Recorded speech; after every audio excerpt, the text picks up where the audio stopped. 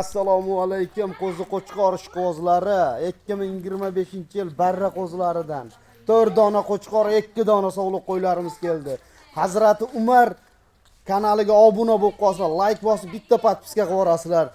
Akalar, xudo xolisa qo'ylarimiz Hazrati Umar mana qo'ylaridan yo'lida arzon shu soni ko'p deganlarga Umarxon qo'zlarimizni yoshi qanaqa? Yoshi 1,5 oy, 1 oylik. 1,5 oy, 1 oylik. Nechta qo'chqor, nechta sog'liq? 4 ta qo'chqor, 2 ta sog'liq. 4 ta qo'chqor, 2 dona sog'liq.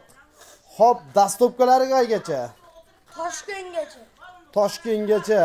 Yeb ichishlari, sog'liqlari qanaqa uka? Yeb ichishlariga 1 hafta garantiya beramiz. Ha. Yeb ichishlari yaxshi. Ha, yeb ichishlari yaxshi. Ko'rib turibsizlar, jicha qarovsiz ekan. Endi soni g'aribroq. Soni ko'proq ekan, pul arzonroq ekan, ha, Umarxon? 1,5 milliondan 1 million 400 dan ham beraveradi.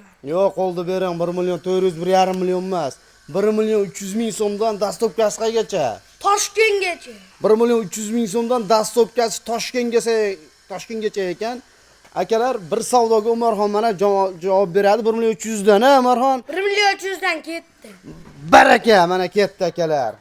Akalar, bunday bitta like bosib obuna bo'lib qolsizlar, bundan keyingisi ham sizlarga yetib borish uchun qilasizlar.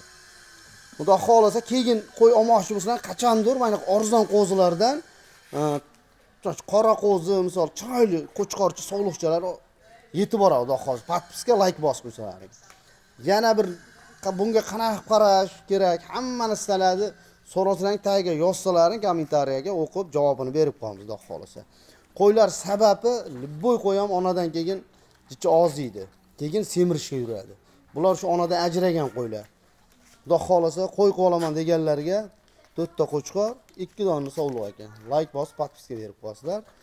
E'tiborlaringiz uchun rahmat. Nima deyishsin? Otangga rahmat deb qo'ysa, bularga keyin birinchi qo'ylarimiz yetib boradi. Ha, otangga rahmat deb yozib qo'ygansizlar. Umarxon birinchi bo'ylab podpiska berganlarga yetib borar ekan.